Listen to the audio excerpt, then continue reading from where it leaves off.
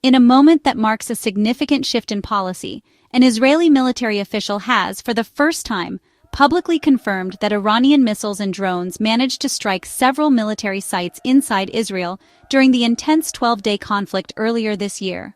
This statement, coming after years of official silence and denials, signals a new level of transparency from the Israeli defense establishment. The admission, delivered anonymously to protect the official's identity, is a rare break from Israel's long-standing policy of secrecy regarding direct hits on its territory. Such openness is almost unheard of, especially when it comes to sensitive military matters.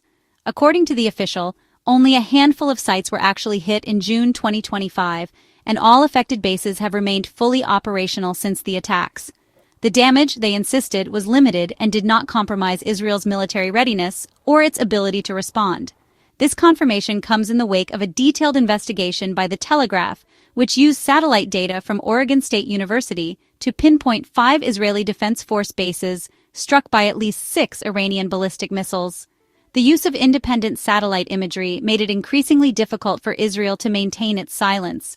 The mounting evidence and international scrutiny left Israel with little choice but to acknowledge the attacks, though officials still withheld specific details about the exact locations and the extent of the damage, citing security concerns. Israel's military leadership explained that this secrecy is necessary to protect national security, arguing that revealing too much could help adversaries refine their targeting in future conflicts. The goal, they say, is to prevent Iran and its allies from gaining any tactical advantage. Even so, the admission is a watershed moment.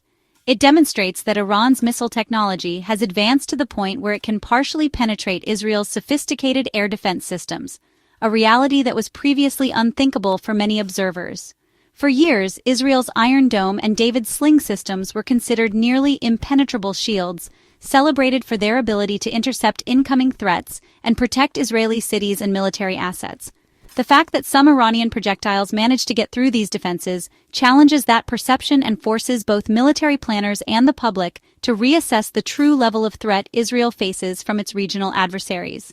This development is likely to have far-reaching consequences, shaping not only Israel's future military planning and defense strategies, but also influencing how Iran and other regional powers approach their own security calculations.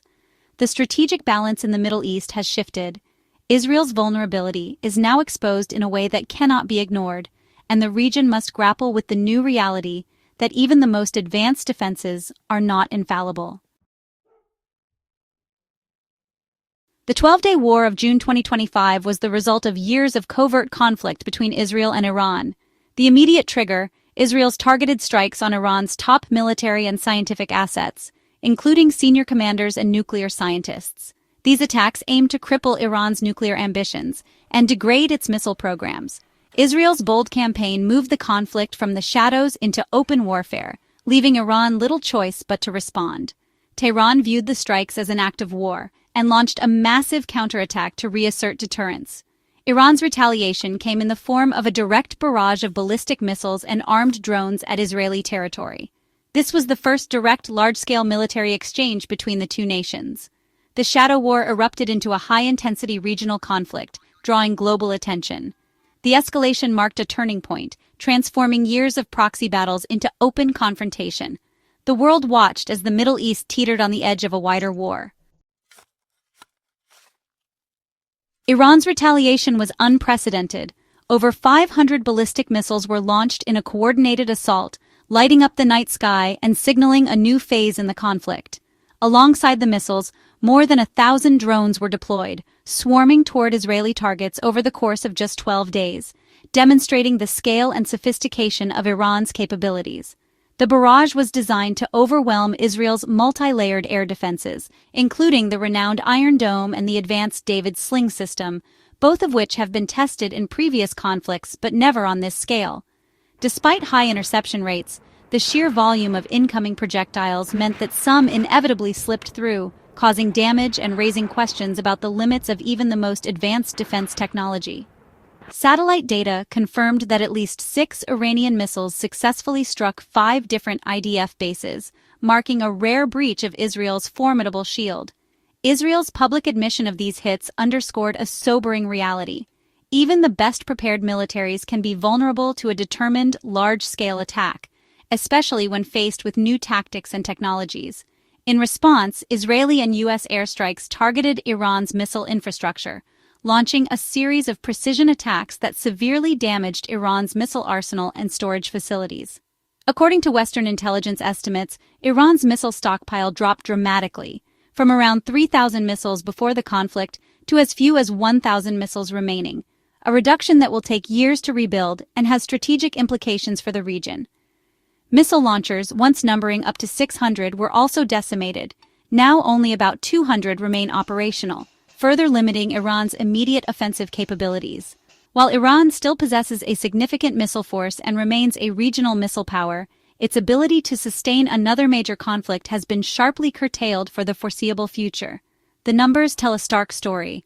The war's scale of destruction is immense, and the vulnerabilities exposed on all sides have changed the strategic landscape in ways that will echo for years. The balance of power in the region has been fundamentally altered, with every side now reassessing its strengths, weaknesses, and the risks of future escalation.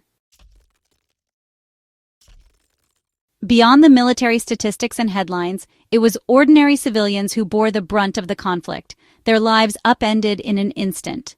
The chaos of war did not distinguish between soldier and civilian, and the cost was felt in every shattered home and broken family.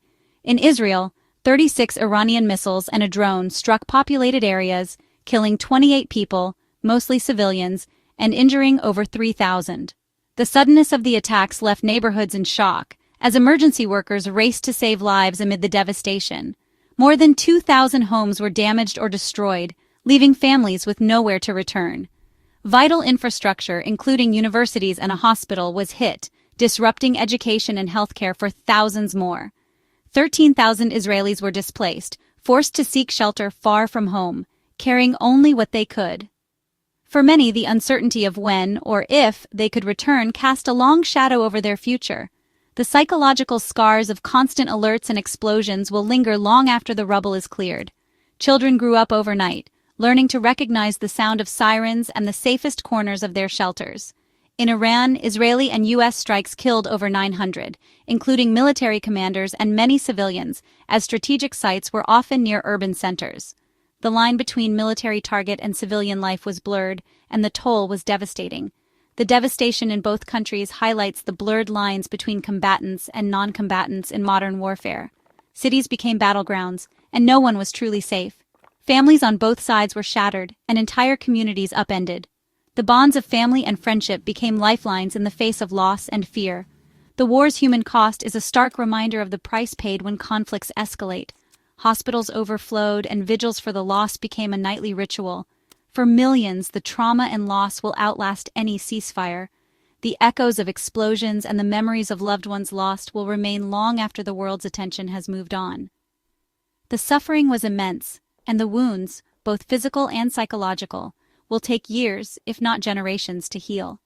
Support groups and counseling have become as vital as food and shelter. The legacy of this war is written in the lives forever changed, in the resilience of survivors, and in the hope that peace will one day return to their shattered communities. Israel's silence about successful enemy strikes is a deliberate strategy, not a sign of weakness. The Israeli military censor tightly controls information to deny adversaries feedback that could improve their targeting. By withholding details, Israel keeps its enemies guessing about the effectiveness of their attacks. This policy also maintains public confidence in Israel's defenses and prevents panic. However, the rise of open-source intelligence and satellite imagery makes secrecy harder to maintain. Recent independent reports have forced Israel to adapt, leading to carefully worded admissions. The information war is now as critical as the battles on the ground. In the digital age, controlling the narrative is a constant challenge. As the conflict threatened to spiral, the United States intervened decisively. American airstrikes on Iranian nuclear facilities forced Tehran to reconsider further escalation. The show of U.S. military force broke the cycle of retaliation and opened a window for diplomacy. Swift negotiations led to a U.S.-brokered ceasefire, announced on June 24, 2025. The agreement halted hostilities but left underlying issues unresolved. The ceasefire offered a brief respite for civilians and a chance for leaders to reassess. American intervention proved pivotal, preventing a wider regional war. The peace is fragile and the next steps remain uncertain. In the aftermath, leaders set the tone for what comes next. President Trump and Prime Minister Netanyahu announced readiness for new nuclear talks with Iran, but warned of swift military action if threatened.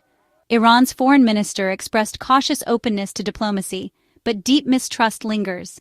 European powers are pushing for a new nuclear deal, warning that failure could mean renewed sanctions. The diplomatic landscape is tense, defined by threats and incentives. The U.S. offers negotiation but keeps military options on the table.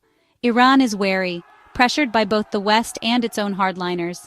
The world is watching, knowing that words now carry the weight of war or peace. The path forward is uncertain, and the stakes could not be higher. The region stands at a crossroads between renewed conflict and a fragile hope for stability. The war left Iran's missile arsenal and launch infrastructure severely degraded.